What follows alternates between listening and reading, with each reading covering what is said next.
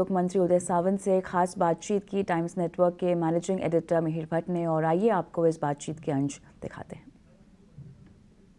हमारे साथ महाराष्ट्र के इंडस्ट्री मिनिस्टर श्री उदय सामंत हैं, उनसे बात करते हैं। Uday ji, thank you so much for speaking to Times network.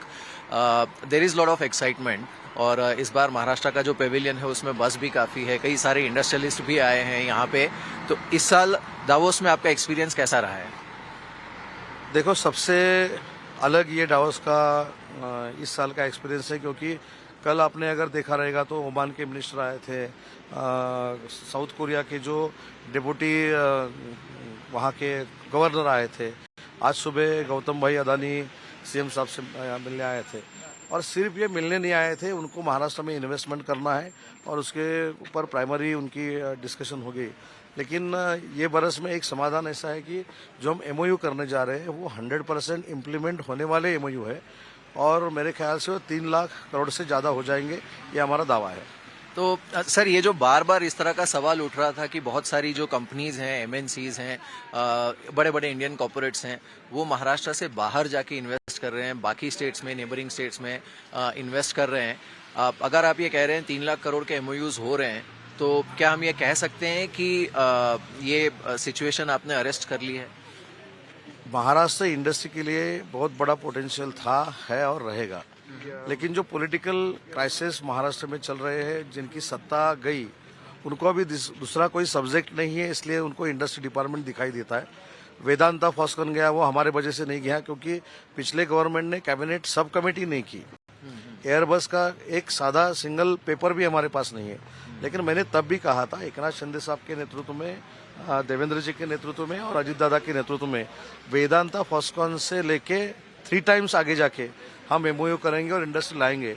आज मुझको आनंद है कि हम 3,30,000 करोड़ के एमओयूज कर रहे हैं और वो पूरे इम्प्लीमेंट होंगे। ऐसा नहीं कि 3 साल पहले एक डेलीगेशन यहाँ आया था, जिसके प्रेसिडेंट थे तब के इंडस्ट्रियल मिनिस्टर, उनके साथ टूरिज्म मिनिस्टर थे, उनके साथ एनर्जी मिनिस्टर थे। हाँ। और उधर 80,000 करोड़ के एमओयूज हो गए थे, उसमें से 50,000 करोड़ का एमओयू एनर्जी का था।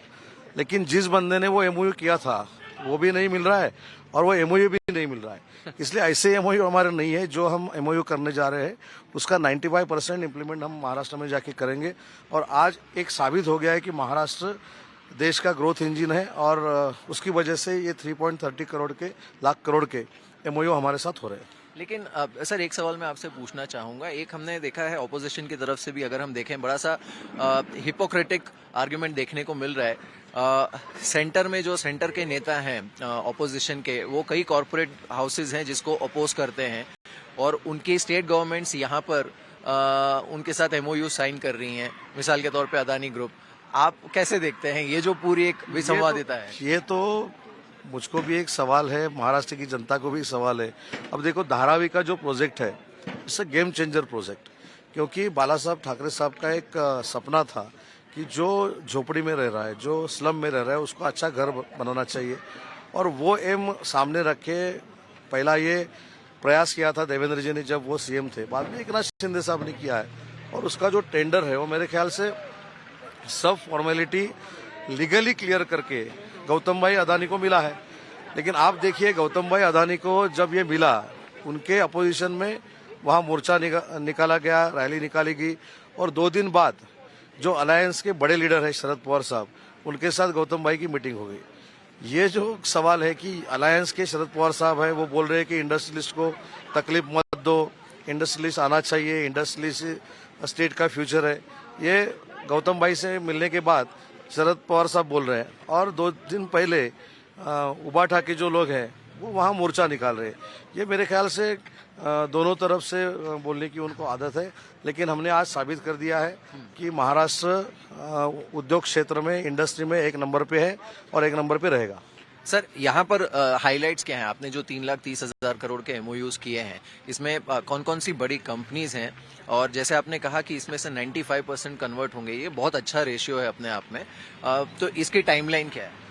अभी कल देखो, नासिक में जो बेस्ट इंडस्ट्री है जिंदल, यानी जो जिंदाल ग्रुप है उसकी कजिन है, उन्होंने 41,000 करोड़ का एमओयू किया है, जो सेमीकंडक्टर के सिमिलर है। दूसरा सज्जन जिंदाल ने एमओयू किया है जो स्टील का है, वो 25,000 करोड़ का है। आइनॉक्स ऑक्सीजन ने जो कल हमारे साथ एमओयू किया है वो मेरे ख्याल से 25,000 करोड़ का है। तो कल हमने जो एमओयू किए हैं वो 1 लाख करोड़ के हैं। आज हम 2 लाख तक एमओयू करेंगे, उनकी भी इम्प्लीमेंट होगी और कल जाके हम 30-40 हजार के एमओयू करेंगे और जो एमओयू करेंगे उस इंडस्ट्रियलिस्ट को जगह देने की जिम्मेदारी है वो हमारी है और वो हमने कार्यवाही शुरू भी की है। सर मैं आपसे ये भी जानना चाहूँगा कि जैसे आपने खुद कहा कि महाराष्ट्र देश का ग्रोथ इंजन है, तो इसके लिए आपका विजन क्या है आगे चल के, और कौन सी पॉलिसीज आप इस तरह की रोल आउट करने वाले हैं? जैसे दावोस में इस बार इतना बड़ा पेविलियन है और इतनी सारी एक्टिविटी हो रही है, क्या कुछ और भी दुनिया के ऐसे हिस्से हैं जहां पर आप महाराष्ट्र को नए सिरे से प्रमोट करना चाहेंगे?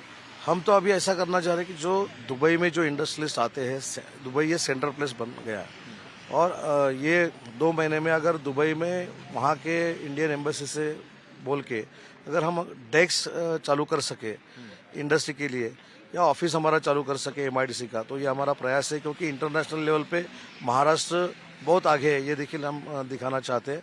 और कल हमने और अच्छा एमओयू किया है जो इंटरनेशनल लेवल पे गर्जे मराठी करके एक महाराष्ट्रियन लोगों का बहुत बड़ा एक यूनिट है जो स्टार्टअप इंडिया में यानी महाराष्ट्र में जाके शुरू करते हैं, उनके साथ हमने कल एमओयू किया है।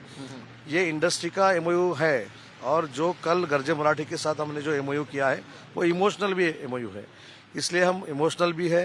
हम महाराष्ट्र भारत का इंडस्ट्री का ग्रोथ इंजन है और महाराष्ट्र इंडस्ट्री सेक्टर में 1 नंबर पे रहेगा, यह आज साबित हो गया है। बिल्कुल सर, एक आखिरी सवाल आपसे मैं पूछना चाहूँगा, ये जो डबल इंजन ग्रोथ की बात होती है, तो क्या आप ये मानते हैं कि महाराष्ट्र में अभी अच्छे से देखने को मिल रहा है? बिकॉज सेंटर में प्रधानमंत्री मोदी का विजन और स्टेट में आप ये जो नए सिरे से पुश कर रहे हैं इंडस्ट्रीज को, इससे ये वाकई देखने को मिल रहा है स्टेट में? नहीं, पक्का देखने को मिलेगा क्योंकि डेटा सेंटर पॉलिसी पहली जो सामने लाई वो नरेंद्र मोदी साहब ने पंतप्रधान करके लाई। अभी महाराष्ट्र डेटा सेंटर का हब बनने जा रहा है। अभी पिछले कई दिन पहले जेम्स एंड ज्वेलरी का इधर गया, सूरत में गया, ऐसा गया वैसा किया। आज देखो, आज उनके साथ 50,000 करोड़ का हम एमओयू कर रहे हैं नवी मुंबई के लिए। तो जो गाइडलाइन सेंट्रल गवर्नमेंट ने मोदी साहब के नेतृत्व में हमको दी है वो आगे लेके जाने का प्रयास हम कर रहे हैं। और आपके माध्यम से महाराष्ट्र की युवा पीढ़ी और जनता को मैं ये बताना चाहता हूँ, महाराष्ट्र पिछले 3 साल में पीछे गया था, लेकिन आज महाराष्ट्र एफडीआई में भी 1 नंबर पे है, 1 नंबर पे रहेगा। और इंडस्ट्री सेक्टर में भी महाराष्ट्र जो 1 नंबर पे था वो वापिस 1 नंबर पे आया है और वो 1 नंबर पे रहेगा। एक आखिरी सवाल मैं आपको राजनीति पर पूछना चाहूँगा। इंडिया अलायंस में हमने देखा है कि काफ़ी वाद विवाद चल रहा है, सीट शेयरिंग से लेकर हर चीज़ में। महाराष्ट्र में लोकसभा चुनाव में आप क्या इम्पैक्ट देख रहे हैं? बिकॉज वहाँ पर भी जो महाराष्ट्र विकास आघाड़ी है उसकी उनका आपस में अभी तालमेल पूरी तरह से शायद बन नहीं पाया है। कई बार बोला है वो अलायंस होने के बाद, बाकी सब छोड़ दो। नरेंद्र मोदी साहब के अपोजिशन में जो कोई पीएम का उम्मीदवार हो उसका नाम जाहिर वो करे और ये 8 दिन में करे। जिनके पास पंतप्रधान का उम्मीदवार ही नहीं है, जो कॉन्टेस्ट नहीं कर सकता, उसके अलायंस पे बोलना उनको बढ़ावा देना जैसा है। उन्होंने पहला अपना कैंडिडेट जाहिर करना चाहिए और बाद में हमारे एनडीए अलायंस के ऊपर बात करनी चाहिए। उदय जी, बहुत बहुत शुक्रिया हमारे साथ इस बातचीत में।